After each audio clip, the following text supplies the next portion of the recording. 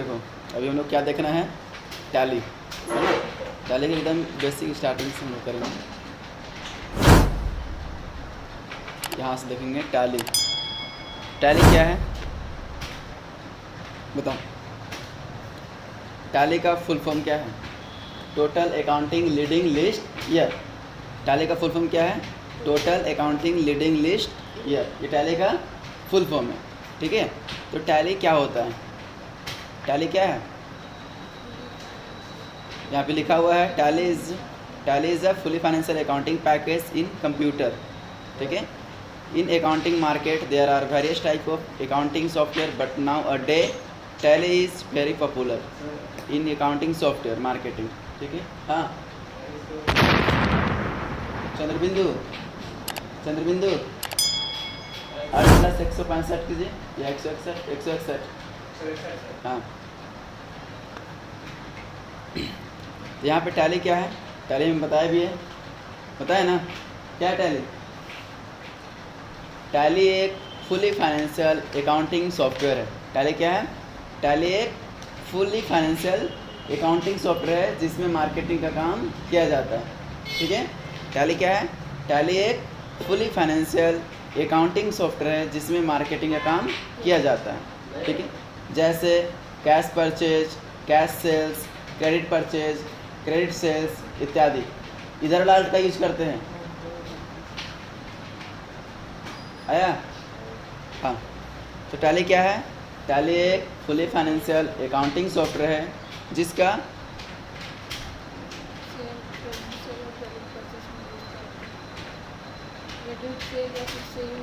हाँ अब ध्यान रखना, एक लाइन इसको ध्यान रखना है कि टैली एक फुली फाइनेंशियल अकाउंटिंग सॉफ्टवेयर है जिसमें मार्केटिंग का काम किया जाता है, ठीक है। जैसे cash purchase, cash sales, credit purchase, credit sales इत्यादि, ठीक है। समझ में आ गया टैली क्या है सो? हाँ और भी लिखना है ना यहाँ पे, ठीक है। और लिखना है, इतने ही मार्क्स मिल नहीं जाएगा तो पूरा लिख। टैली क्या है? टैली एक फुली फाइनेंशियल अकाउंटिंग सॉफ्टवेयर है जिसमें मार्केटिंग का काम किया जाता है, ठीक है। जैसे cash purchase, cash sales, credit purchase, credit sales इत्यादि, ठीक है। टैली का सॉफ्टवेयर कौन बनवाया था? पेट्रोनिक्स प्राइवेट लिमिटेड ने। पेट्रोनिक्स प्राइवेट लिमिटेड ने कहाँ पे? बेंगलोर में।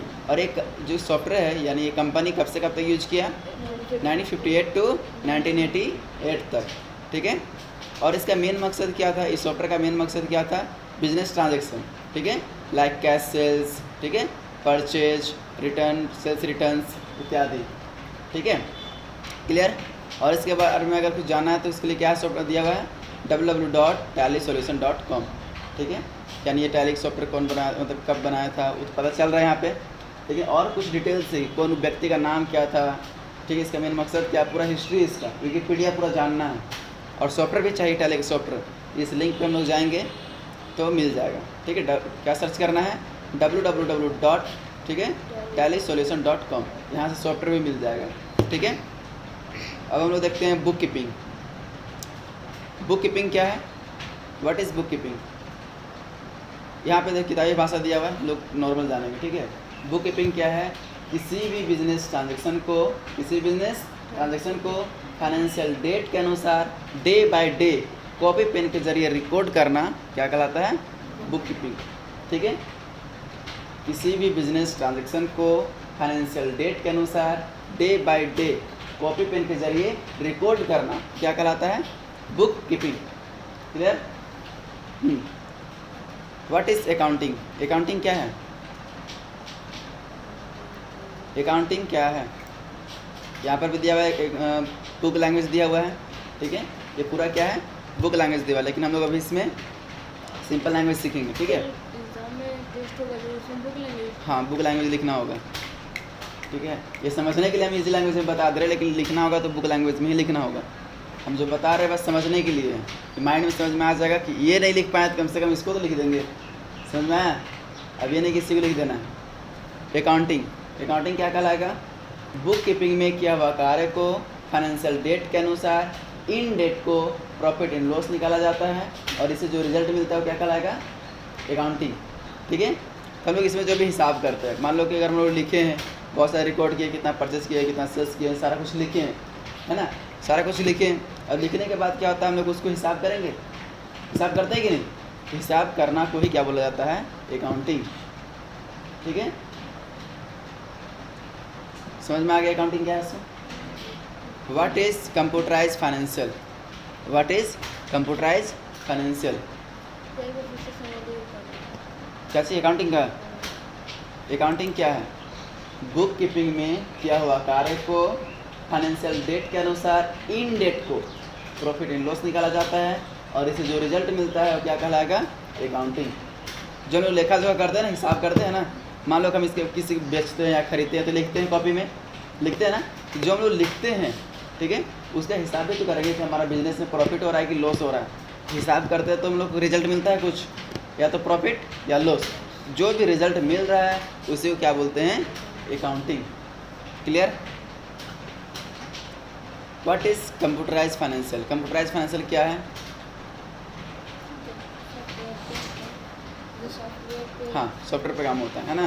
देखो इसमें क्या दिया हुआ है, replacing the manual system of maintaining the book of account, ठीक है, with use of software package of accounting and computer is called as computerise financial accountancy. ठीक है, लेकिन हम लोग इसकी और इजी लैंग्वेज हम लोग समझेंगे कि कंप्यूटराइज फाइनेंशियल क्या है।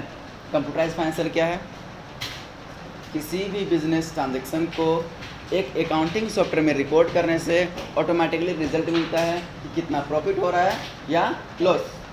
ठीक है, व्हाट इज कंप्यूटराइज फाइनेंशियल क्या है, कंप्यूटराइज फाइनेंशियल क्या है, किसी भी बिजनेस ट्रांजेक्शन को एक अकाउंटिंग सॉफ्टवेयर में रिकॉर्ड करने से ऑटोमेटिकली रिजल्ट मिलता है कि कितना प्रॉफिट हो रहा है या लॉस। ठीक है, ये सब लिख लेगा, जो अगर मान लो कि दिक्कत होता है तो जो हम हिंदी में बोल रहे हैं ना उसको लिख लेगा। लिखा है कि नहीं, लिखा है ना, और नहीं लिखा है तो फिर लिख लेगा, लिखवा देंगे हम। व्हाट इज कंप्यूटराइज फाइनेंशियल हो गया, क्लियर। उसके बाद बताते हैं terms of accounting. Terms of accounting में क्या चीज़ है कि जितना ही हम लोग को बिजनेस में मिलता है, ठीक है, बिजनेस हम लोग को जो भी हम लोग को मिलता है, यानी बहुत सारा वर्ड मिलता है कि बिजनेस ट्रांजेक्शन क्या है, एसेट्स क्या बोलते हैं, लायबिलिटीज किसको बोलते हैं, कैपिटल किसको बोलते हैं, है ना, दूसरी चीज़ के बारे में हम लोग को भी समझना है। बिजनेस ट्रांजेक्शन, बिजनेस ट्रांजेक्शन क्या होता है, बिजनेस ट्रांजेक्शन किसको बोलते हैं, यानी एक पार्टी से दूसरे पार्टी के कैश या गुड्स का ट्रांसफ़र करना, लेन देन करना, है ना। जैसे मान लो कि एक बिजनेस है, ठीक है, और एक दूसरा बिजनेस है, ठीक है, पहला बिजनेस का नाम है ए और दूसरा बिजनेस का नाम है बी। तो ए और बी दोनों क्या करेगा, कैश या गुड्स का, मतलब कोई सामान का लेन देन कर रहा है, दोनों लेन देन कर रहा है, तो लेन देन को ही बोला जाता है बिजनेस ट्रांजेक्शन। ठीक है, एक बिजनेस से दूसरे बिजनेस में कैश या गुड्स का लेन देन करना बिजनेस ट्रांजेक्शन कहलाता है। ठीक है, एसेट्स, एसेट्स किसको बोलते हैं, एसेट्स क्या होता है, एसेट्स, एसेट्स मीन्स संपत्ति, एसेट्स का हिंदी क्या है, संपत्ति।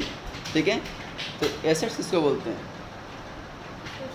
जिस वस्तु का वैल्यू है, ठीक है, जिस वस्तु का वैल्यू है और उसे मूल्यांकन किया जा सकता है वो क्या कहलाएगा, एसेट्स। जिस वस्तु का वैल्यू है, ठीक है, वैल्यू मतलब कुछ भी वैल्यू, 1 रुपया हो चाहे कुछ भी, जिसका हम लोग वैल्यू दे रहे हैं वो क्या कहलाएगा, एसेट्स। ठीक है, जिस वस्तु का वैल्यू है और उसे मूल्यांकन किया जा सकता है वो क्या कहलाएगा, एसेट्स। जैसे लैंड, बिल्डिंग, फर्नीचर, मशीनरी, ये सब संपत्ति है कि नहीं, है ना, इसका वैल्यू है कि नहीं। मशीन, कोई भी मशीन, हाँ, मशीनरी मीन्स कोई भी मशीन। ठीक है, एसेट्स क्या समझ में आ गया, जिस वस्तु का वैल्यू है और उसे मूल्यांकन किया जा सकता है वो क्या कहलाएगा, एसेट्स। जैसे लैंड, बिल्डिंग, फर्नीचर, मशीनरी, ठीक है, पेन, कॉपी, पेंसिल, बाइक, सब कुछ हो सकता है ये सब, ठीक है, जिसका वैल्यू है। तो एसेट्स क्लियर। हाँ, अब देखो एसेट्स में 2 प्रकार के एसेट्स है ना, 2 types of assets, 2 types of assets है। यहाँ पे पहला क्या है, फिक्स एसेट्स, और दूसरा करेंट एसेट्स। फिक्स एसेट्स क्या होता है, हाँ, उसको यूज़ करने के पर्पज से रीसेल करने के पर्पज से। ऐसा कुछ नहीं है। फिक्स एसेट्स क्या होता है? वैसा एसेट्स या वैसा संपत्ति जो लंबे समय तक के लिए यूज होता है, उसको क्या बोलेंगे? Fix assets. वैसा संपत्ति, ठीक है, वैसा संपत्ति या वैसा एसेट्स जो लंबे समय तक के लिए यूज किया जाता है, यानी 1 साल से भी ज़्यादा यूज होता है, वो क्या कहलाएगा? Fix assets. तो कौन कौन सा संपत्ति है जो 1 साल से ज़्यादा चलता है? Land, building, furniture, machinery, car, motorcycle, ये सब 1 साल से ज़्यादा चलता है कि नहीं? बाइक भी होगा, ठीक है। ये सब सारा क्या कहलाएगा? Fix assets. Clear? Current assets. Current assets किसको बोलेंगे? करेंट एसेट्स है ना, करेंट एसेट्स किसको बोलेंगे?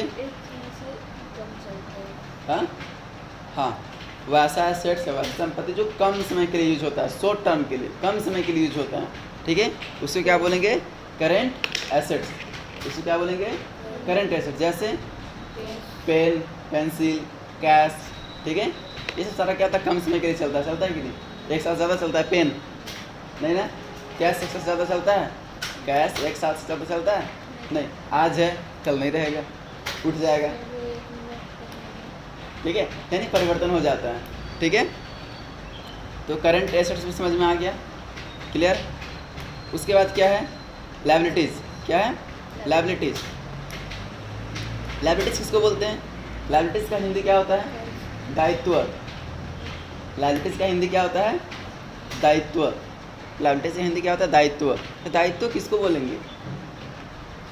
दायित्व किसको बोलेंगे? यानी कर्ज एक तरह का होता है वो, ठीक है, एक तरह का कर्ज, यानी किसी से हम लोग लोन लिए हैं या किसी का बकाया है, बकाया समझते हैं ना, आउटस्टैंडिंग ड्यू, ठीक है, किसी का बकाया है या किसी से हम लोग लोन लिए हैं, तो क्या कहलाएगा?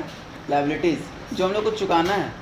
अगर हम लोग बैंक से लोन लेते हैं या फिर हम लोग कुछ ईएमआई में कुछ फ़ोन खरीदते हैं या फिर कुछ भी खरीद रहे हैं, कार भी खरीदते हैं कि नहीं? लोन में खरीदते हैं, उसको मंथ बाय मंथ चुकाते हैं। तो जो भी हम लोग को चुकाना है उसको क्या बोलेंगे हम लोग? लायबिलिटीज़, दायित्व, ठीक है। दायित्व क्या होता है? एक तरह का रिस्पॉन्सिबिलिटी जो हम लोग को करना है, ठीक है। तो लायबिलिटीज़ कितने प्रकार के होते हैं? 2 प्रकार के, fix liabilities, current liabilities.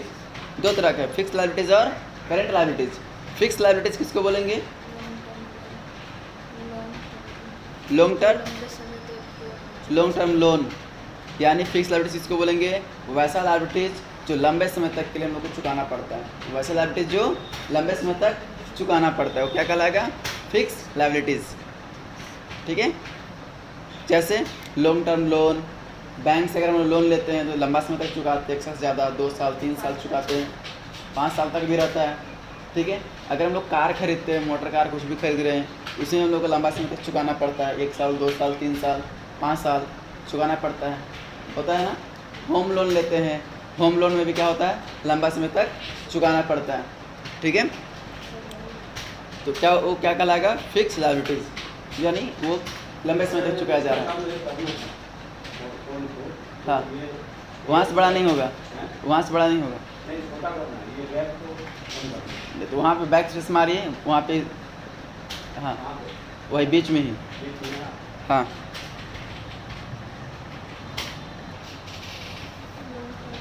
Long term loan है ना, बैंक से लेते हैं, कार जो भी लेते हैं, सब सारा क्या कहलाएगा? फिक्स लायबिलिटीज़, ठीक है। अब हम लोग बात करते हैं करंट लायबिलिटीज़ का। करंट लायबिलिटीज़ क्या है? हाँ, वैसा लायबिलिटी जो कम समय हम लोग को पे कर देना है, कम समय में चुका देना है, ठीक है। जैसे जैसे जैसे क्रेडिटर्स, ठीक है। क्रेडिटर अगर मान लीजिए बैंकिंग नहीं होगा, बैंकिंग क्रेडिटर्स नहीं होगा, ठीक है, इसमें जो कम समय का टाइम रहता है, ठीक है। लेकिन सिर्फ ओनली क्रेडिटर क्या है? लेनदार। अगर कोई लेनदार है तो क्या करेगा? 1 साल बाद लेगा? नहीं। कोई दुकान वाला है, कुछ उधार सामान लिए हैं तो बोलेगा आज दो, नहीं तो शाम तक दे देना, नहीं तो कल दे देना, लेकिन हमको जल्दी चाहिए, तो उसको हम लोग चुकाना पड़ता है। आउटस्टैंडिंग, बकाया हम लोग 1 साल बाद चुकाते हैं। किसी का अगर बकाया तो आज दे देंगे और नहीं तो कल देंगे, 1 सप्ताह टाइम लगेगा, 1 महीना टाइम लगेगा, लेकिन 1 साल तो नहीं लगेगा। हाँ, तो करंट लायबिलिटीज़ कहलाएगा। करंट लायबिलिटीज़ क्या है? वैसा लायबिलिटीज़ जो कम समय में ही चुका देना है, वैसा कर्ज जो कम समय में ही चुका देना है, वो क्या कहलाएगा? Current liabilities. ठीक है। कैपिटल, कैपिटल क्या होता है? कैपिटल किसको बोलते हैं? पूंजी। कैपिटल को हिंदी में क्या बोलते हैं? पूंजी। ठीक है, कैपिटल को पूंजी बोलते हैं। कैपिटल को क्या बोलते हैं? पूंजी।